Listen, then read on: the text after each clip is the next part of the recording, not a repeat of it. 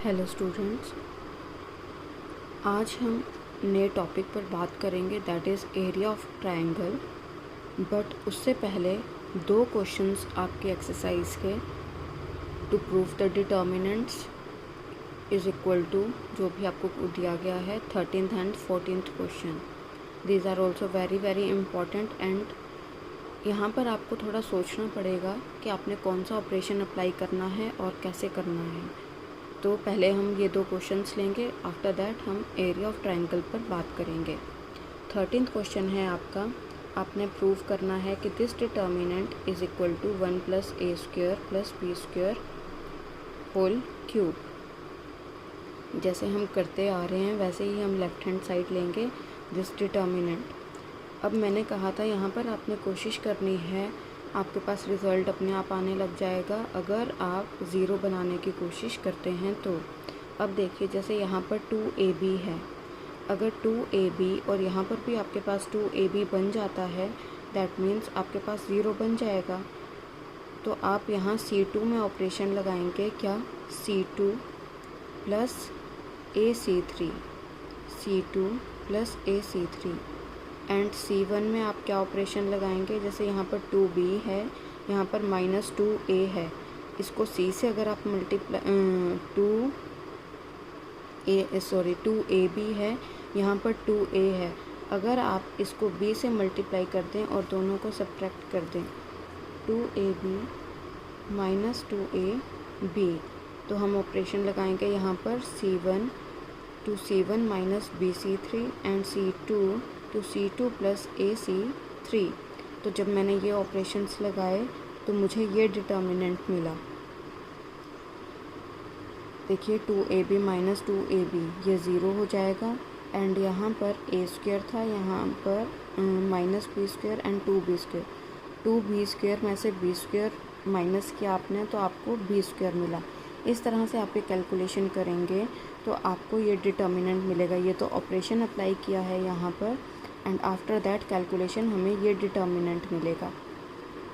ये देखिए, उसके बाद यहाँ पर आप क्या करेंगे, b कॉमन ले लेंगे। b कॉमन लिया आपने तो आपके पास क्या आया, यहाँ पर 1 + a² + b²। यहाँ पर आप -a कॉमन लेंगे तो -a जब आपने कॉमन लिया तो आपके पास आया 1 + a² + b²। अब देखिए कॉलम 1 में आपके पास 1 + a² + b² है, कॉलम 2 में भी आपके पास 1 + a² + b² है। तो आप ये कॉमन ले लेंगे फ्रॉम C1 एंड C2। एक बार फिर से देख लीजिए, जो फर्स्ट आपने ऑपरेशन अप्लाई करना है इसमें वो है C1 to C1 - bc3 and C2 to C2 + ac3। ये मैंने यहाँ पर ऑपरेशन अप्लाई कर दिया है। उसके बाद जो मुझे रिज़ल्ट मिला है वो यहाँ पर है, ये रिज़ल्ट है। अब यहाँ पर इसको थोड़ा सा मॉडिफाई करने के लिए मैंने क्या किया, b कॉमन ले लिया, यहाँ पर -a कॉमन ले लिया। अब यहाँ पर C1 में से आप 1 + a² + b² कॉमन ले लेंगे, 1 + a² + b² from C1 and C2। आपने यही तो प्रूव करना था यहाँ पर, ठीक है ना। तो आप यहाँ पर ये कॉमन ले लेंगे, आपके पास ये आया 1 + a² + b² इंटू 1 + a।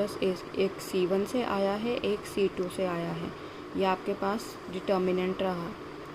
अब आप इस डिटर्मिनेंट को, यहाँ पर तो सेम है ये, तो मल्टीप्लाई होकर स्क्वायर हो जाएगा।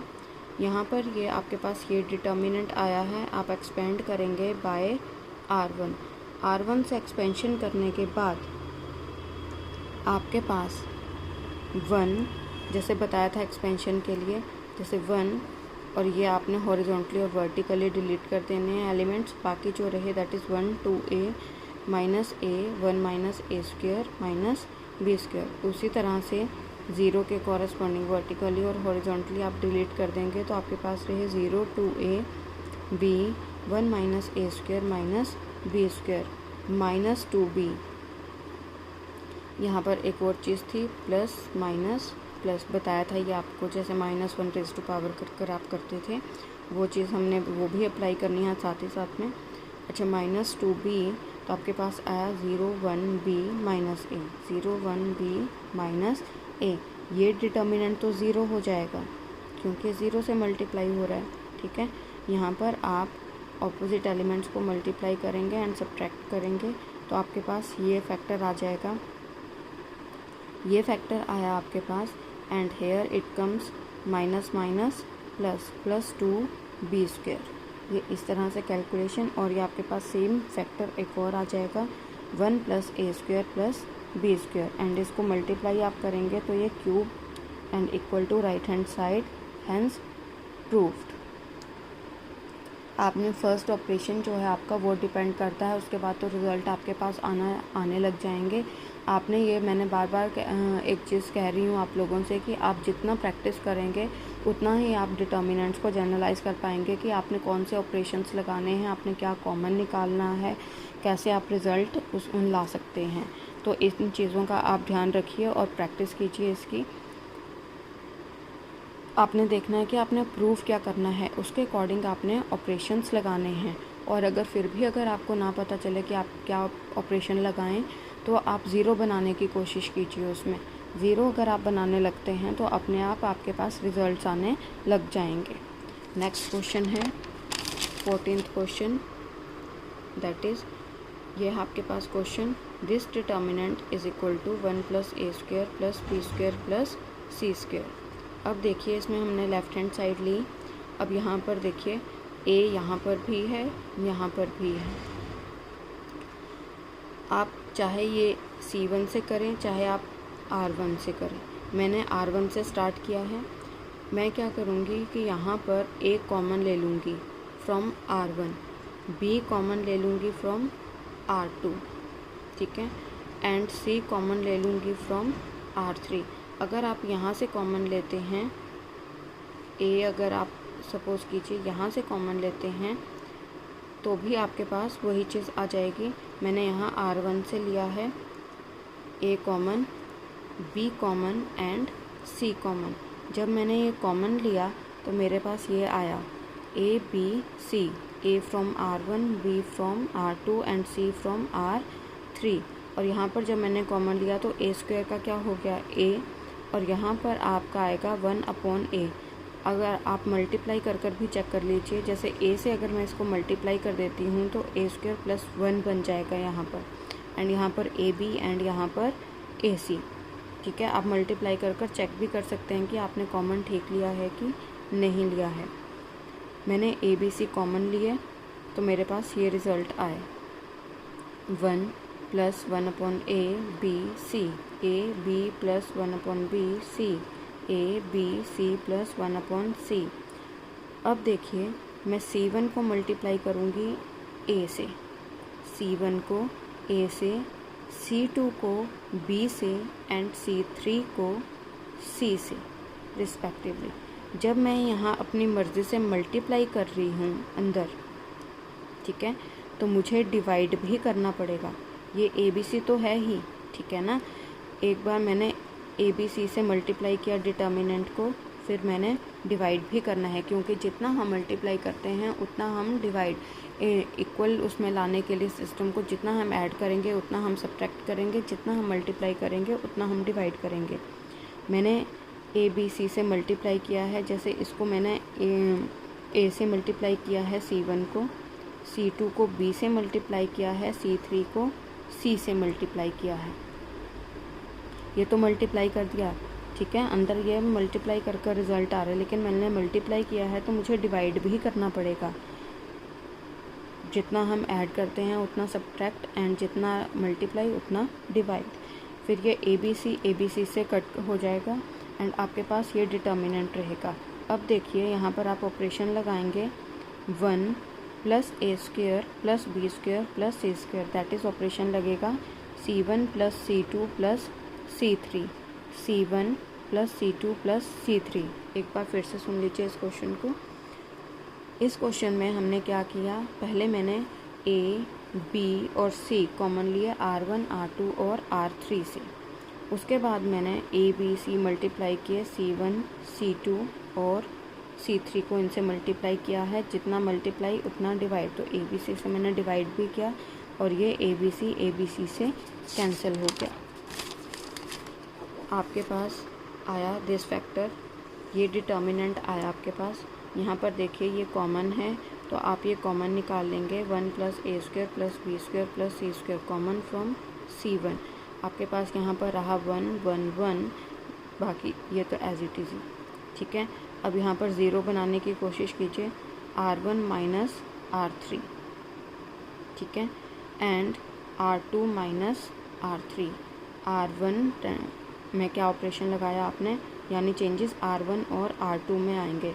R1 - R3, R2 में R2 - R3, ये आपके पास रहा ये determinant.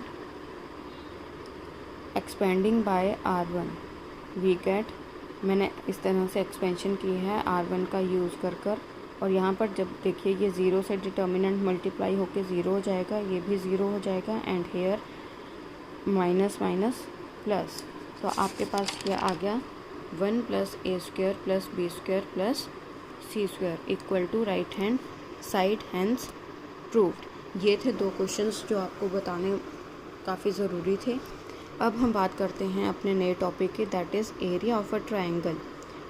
Area of a triangle, अगर आपको ट्रायंगल के वर्टिसेस दिए हों, ठीक है, जैसे A है x1 y1, पॉइंट्स दिए हों जैसे 2, 3 या -2, 3, मतलब इस तरह से अगर आपको पॉइंट्स दिए हों, वर्टिसेस दिए हों ABC ट्रायंगल के, तो आप एरिया कैसे कैलकुलेट करते थे प्रीवियस क्लासेस में। Area of a triangle is equal to half x1 y2 - y3 + x2 y3 - y1 + x3 y1 - y2।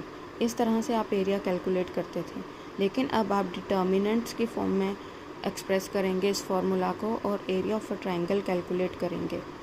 इसको हम एरिया ऑफ अ ट्रायंगल को कैसे कैलकुलेट करते हैं, बाय यूजिंग डिटर्मिनेंट्स।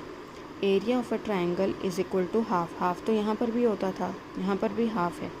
यहाँ पर हम फर्स्ट पॉइंट्स लेंगे सारे और सीरीज़ में लेंगे, जैसे x1 x2 x3, x1 x2 x3, y1 y2 y3, मतलब जैसे आपके पास x1 y1 x2 y2 x3 y3, और थर्ड कॉलम में आपने 1 1 1 लगाना है, दैट्स इट। यहाँ पर आप पॉइंट्स लिखेंगे ABC फॉर्म्स में और यहाँ पर 1 1 1, that is area of a triangle. Third आपके पास नहीं है पॉइंट, तो आपने यहाँ पर 1 1 1 करना है, ठीक है। ये आपके पास पॉइंट्स जो आपको दिए होंगे वो आपने लिखने हैं यहाँ पर। हाफ तो आएगा ही आएगा, area of triangle is equal to half. बाकी determinant x1 y1 x2 y2 x3 y3 1 1 1। अब इससे रिलेटेड, ये तो आपका फॉर्मूला है ये वाला, ठीक है। इससे रिलेटेड इम्पॉर्टेंट पॉइंट्स, पहला पॉइंट है कि area is a positive quantity, so take absolute value of the determinant. Means area जो है, जैसे आप किसी का भी एरिया कैलकुलेट करते थे तो आप यूनिट्स क्या लिखते थे, centimetre square, metre square, square आता था ना उसमें।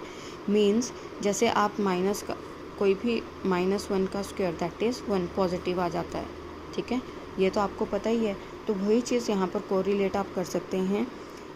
एरिया, अगर आप डिटर्मिनेंट से एरिया कैलकुलेट कर रहे हैं, वैसे भी अगर आप कैलकुलेट कर रहे हैं, अगर आपका आंसर माइनस में आ रहा है, जैसे -5 आया सपोज़ कीजिए कैलकुलेट करके, तो आपने -5 नहीं लिखना है, आपने लिखना है 5, आपने लिखना है 5, बिकॉज एरिया जो है वो पॉजिटिव क्वांटिटी है। मैंने यहाँ पर बता भी दिया, जैसे आप centimetre square, metre square, square units में ही लिखा जाता है एरिया, ठीक है।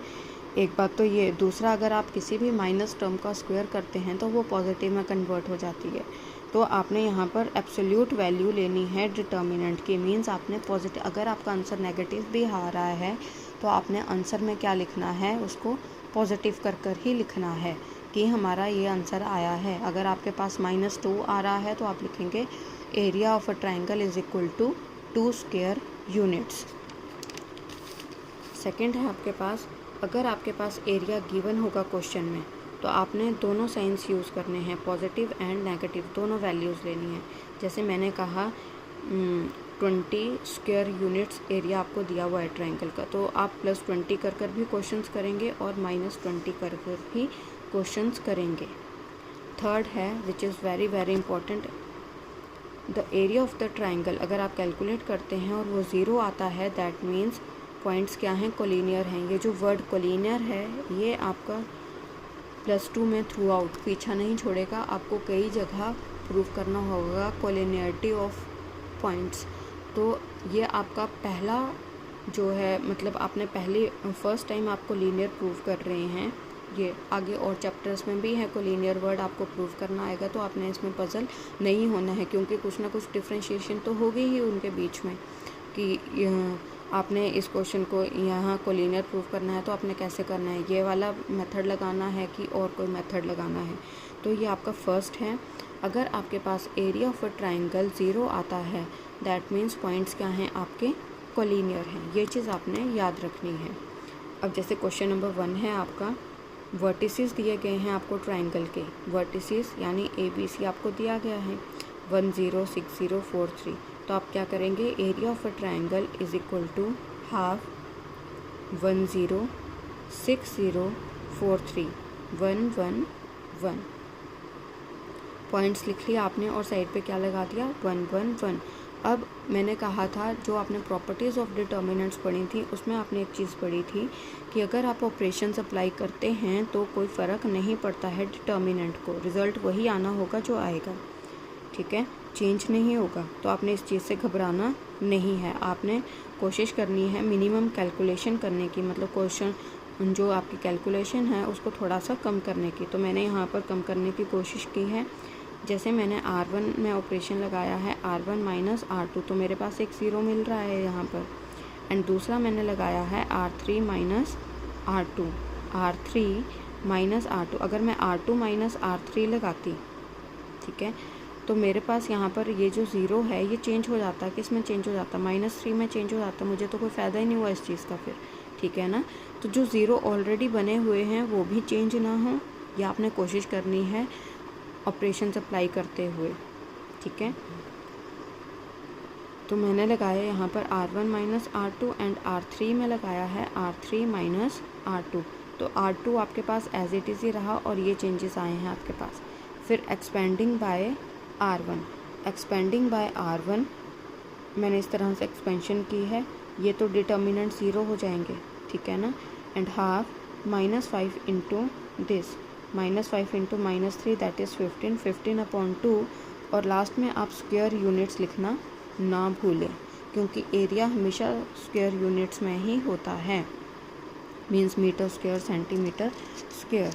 तो इस चीज़ का आपने ध्यान रखना है। और यहाँ पर एक चीज़ और आप लिखेंगे, फॉर्मूला लिखेंगे आप, we know that area of a triangle whose vertices are x1 y1 x2 y2 and x3 y3 is equal to half, और डिटर्मिनेंट वही वाला फॉर्मूला आप लिखेंगे यहाँ पर, और फिर आप यहाँ पर अप्लाई करेंगे। यहाँ पर मैंने नहीं लिखा है, मुझसे रह गया था, तो आप लोगों ने ज़रूर लिखना है साइड पे फॉर्मूला। अच्छा, एक क्वेश्चन है आपके पास कि आपको पॉइंट्स दिए गए हैं A, B और C, आपने ये कोलिनियर प्रूव करने हैं। तो कोलिनियर प्रूव करने के लिए आपको बताया था अगर एरिया ऑफ अ ट्रायंगल 0 आता है, दैट मीन्स पॉइंट्स क्या हैं, कोलिनियर हैं। तो आप क्या करेंगे, area of a triangle is equal to half, देखिए A B plus C, B C plus A, C A plus B, और इधर 1 1 1। यहाँ पर फिर से आप फॉर्मूला लिखेंगे कि area of a triangle is equal to half, जो भी फॉर्मूला था x1 y1 1, x2 y2 1, x3 y3 1, when vertices are x1 y1 x2 y2 x3 y3, ठीक है। तो आपने यहाँ पर फॉर्मूला ज़रूर लिखना है। अच्छा, ये आया मेरे पास। उसके बाद मैंने ऑपरेशन अप्लाई किया C2 to C2 plus C1। तो चेंजेस किस में आएंगे, C2 में। C2 में क्या चेंज आया, A plus B plus C, ये, ठीक है। उसके बाद मैंने A plus B plus C किससे कॉमन ले लिया है, C2 से कॉमन ले लिया है। तो कॉमन लिया तो आया A plus B plus C upon 2, और यहाँ पर ये C2 और C3 जो हैं ये आइडेंटिकल हो गई हैं। तो ये डिटर्मिनेंट की वैल्यू कितनी हो गई, 0। ये प्रॉपर्टी आपने पढ़ी है डिटर्मिनेंट्स में। ठीक है, 0 से मल्टीप्लाई होके 0, and we know that area of a triangle formed by 3 collinear points is 0, hence proved. तो ये आपने इस तरह से करना है। एरिया ऑफ अ ट्राइंगल आपने simple just area of half लिखना नहीं भूलना है। जब आप कैलकुलेशन करते हैं स्ट्रेस ज़्यादा हो जाता है तो आप ये हाफ़ छोड़ देते हैं, जबकि हाफ़ ये फॉर्मूले का पार्ट है, ये आपने ज़रूर लिखना है।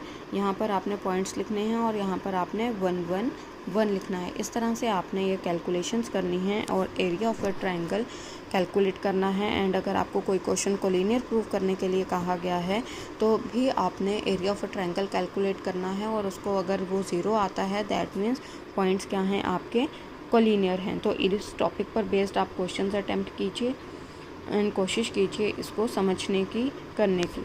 Thank you.